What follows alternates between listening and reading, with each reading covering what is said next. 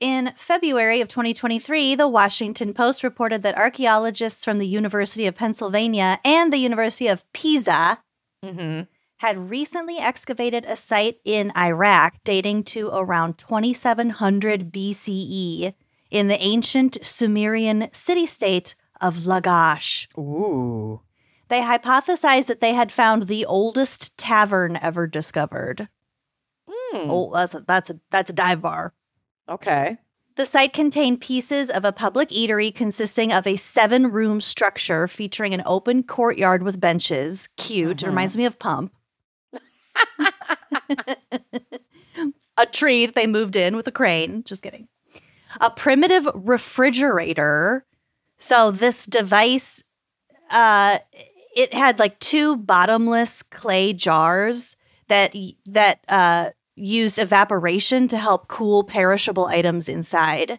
Isn't that cool? I think that's amazing. It's like, this is kind of your perfect bar. Yeah. And like the oldest fridge. Yeah, I love that.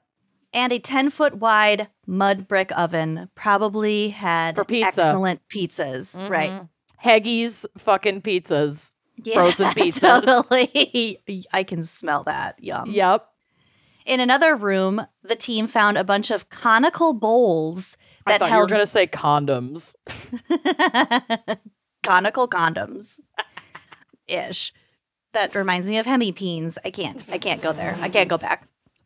That held ready-to-eat food and jars believed to have contained beer. So the reason why they think that is because some of the jars had clay stoppers with seals featuring government markings indicating that some might have contained alcoholic beverages because the ancient Sumerians kept track of booze for tax and quality purposes. Got it. So that is the oldest bar that they have evidence of. That's cool. In the United States, the origins and customs of bars can be traced back to the colonial era. At the time, the most common term for a bar was a tavern. Yep. In 1797, people started using the term bar room, which was later shortened to bar. Got it. That it doesn't stop there. Ooh, it Etymology never nerds. does. The word saloon caught on in the 1840s and remained a crowd favorite term until Prohibition in 1920, probably because saloons were outlawed and they needed to come up with a different word for them. And then, But a bar and a saloon are the same thing. It was just a different name for it. Yes. Okay. So Prohibition, we got the term speakeasy. In July of 1871, in a New York Herald article, the term decorated dives was used in reference to bars where someone could get a cheap drink. Not clear to me what the decorated dives, like what that was in reference to, besides a bar you could get a cheap drink. But that phrase was later shortened to dive bars. Oh, cute. I kind of thought dive bars were, well, like the first dive bar that I ever thought of as a dive bar was down a set of stairs. So that's where I thought the diving came in. Sure. I always just associate them with just being shitty, like kind of shitty and dirty. Rough, yeah. Yeah. Which, yeah. But also, I guess originally it correlated to the actual price of the drinks, which then is extrapolated with like the, you know, the shittiness of the cheap environment. So now in the 21st century, many often use the terms tavern, lounge, and saloon, with the most common term being bar. But just because all of these terms are used interchangeably doesn't mean they mean exactly the same thing. So like some places such as Connecticut. I've been there. You have. My actual hometown. So Connecticut has a legal distinction between a bar and a tavern. A bar is a place where they can serve whatever you want, including hard liquor. And a bar or a bar room is a place where alcoholic drinks are served over a counter. In taverns, they may only serve beer, wine, cider, and then also food. And it's probably also a place where like a server goes and gets your beer and then brings it to your table, and not like you order it from a bar. Mm-hmm. This distinction makes getting a bar license more desirable, as they are generally projected to profit more than taverns. Mm-hmm. So there are some places like that where there's that legal distinction. But in terms of like definitions, they're pretty much all the same thing. According to, and this is a real thing, I really liked this page, the Arizona State University Center for Problem-Oriented Policing. Okay. So it was very... Pop. Yeah. ACU's nice pop page. Nice pop. The proliferation of bars in many communities has led to increases in assaults in and around bars. So for their purposes of this page, the website that I was looking at, right. The term bar refers to a licensed liquor establishment that sells alcohol primarily for consumption on the premises. So this includes nightclubs, pubs, taverns, lounges, social clubs, all that stuff. It's not just... And all that jazz. So according to ASU Pop, there are various factors contributing to violence and aggression in bars, including, but not limited to, obviously, alcohol. Yep. A culture of drinking, the type of establishment, the concentration of bars in a certain area, what time the bars close, aggressive bouncers, discounted or just cheap drinks, staff continuing to serve drunk patrons, lighting. Oh, like the actual overhead and dark lighting of a bar. Yep. So my next we do think we can get away with more in a shroud of like dim light. This didn't really go into that, but I think psychologically, yes. And there are also like a higher risk of misinterpreting social cues in a dark place. Thinking someone's like giving you an eye or gesturing at you, you might not even. Oh, okay, I didn't even think about that. And then alternatively, like you kind of said, people thinking they can get away with more because it's dark. One of the last bar fights I got into was actually How many bar fights have you been in? I haven't been in any like actual fisticuffs thrown bar fights, but I have come really close to throwing down in bars multiple times, usually when our friend Andrea Graham is with us. It happened with her in Vegas once. And it happened with her.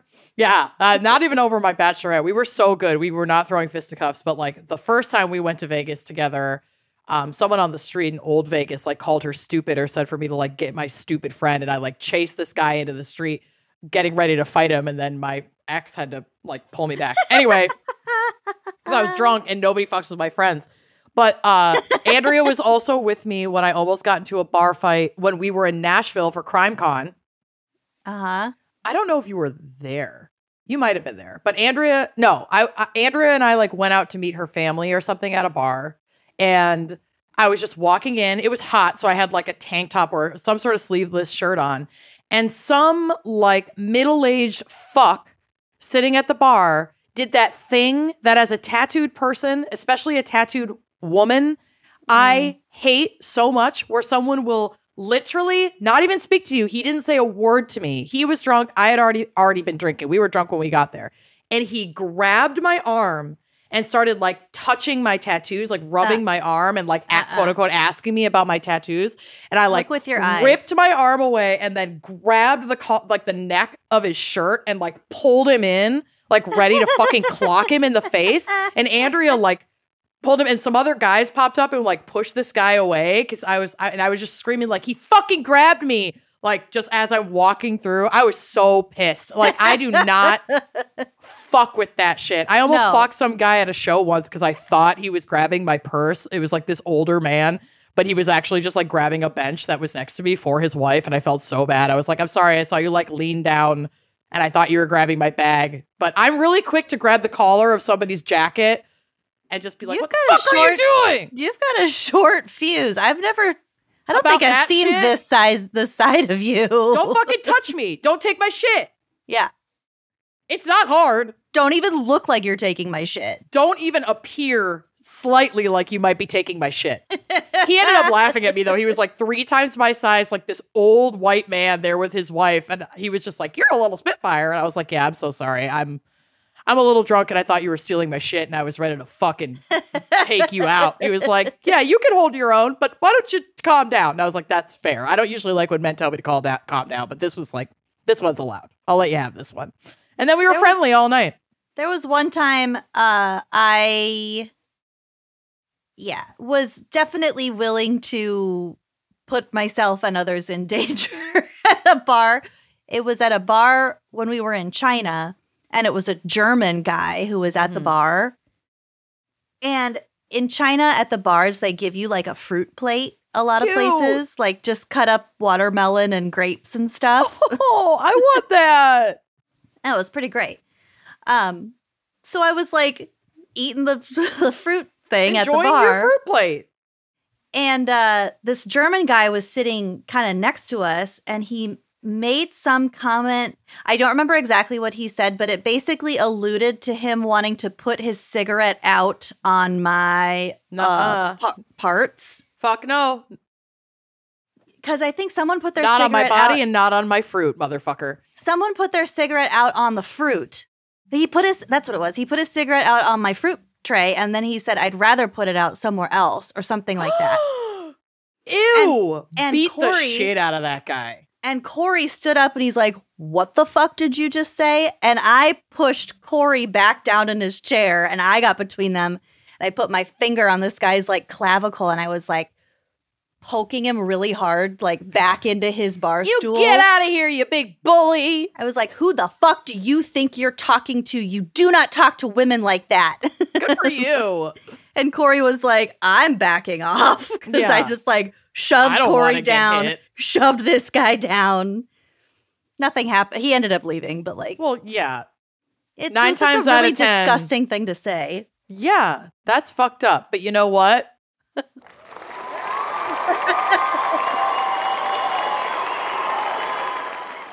Thank I'm proud of you. Thank I'm you. Proud of you. Thank you. Proud of you. Yeah. Another time I was in Ames, Iowa at Iowa State, and I was with my friend at some mac and cheese after hours, like mac and cheese place. Fucking yum. Really, really good. And or maybe it was a pizza place and they had mac and cheese pizza. That's what it was. Delicious either way. Sounds good. Yeah. And we were sitting in a booth, and I overheard some guys in the booth behind me joking about raping a girl. What? And I went around to the booth behind me, and I was like, oh, what are you guys chatting about? Because I heard what you were talking about, and they started to kind of like be like, oh, whatever, mind your own business, can't take a joke, whatever thing.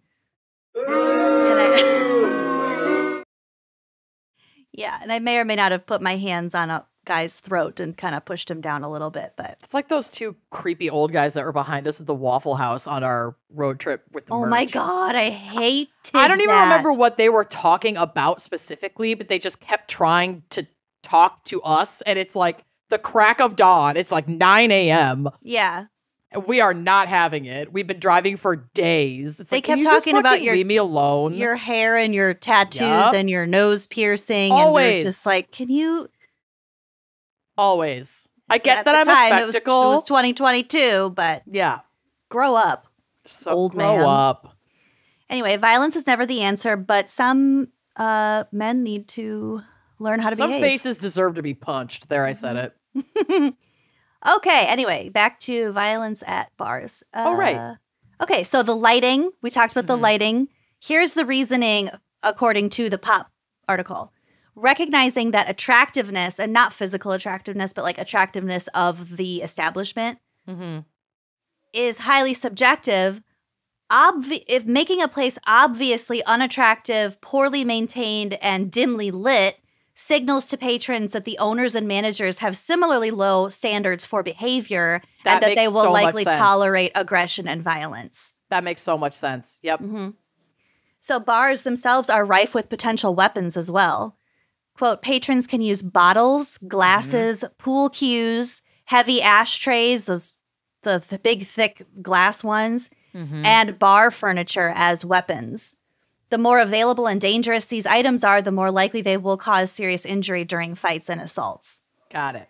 There's also a correlation between establishments with quote-unquote good music as defined by the patrons. So probably like whatever type of, like if it's a country bar, they want their country music, whatever. So there's a correlation between good music and hostility. So if a bar plays good music that its patrons enjoy, it's a lot less likely that there will be aggression. That makes sense. Unless it's like mosh pit type shit, but you're not really moshing in like a bar-sized venue. No. But I guess in some punk venues you are, but whatever. People just stay entertained, they stay content and pleased, and it's less likely that people will get into fights.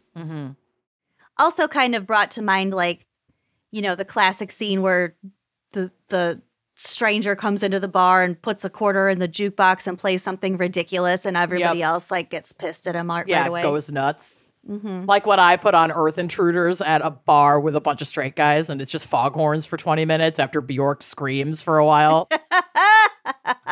What? I wonder how many bar fights I've started by putting that on and just leaving. Later. Put in a $10 bill. Play it on repeat. We've definitely done that. That's like me and my sister and our friend Doug's like favorite thing to do when we're in Boston. It's find a bar with the touch tunes and put on Earth Intruders over and over again. Well, I sure hope you liked that clip. If you did like that clip, make sure you are subscribing to our YouTube channel, leaving us a nice review, and joining us on Patreon for even more video content, audio content, salacious content all around. Come join us. Treat yourself.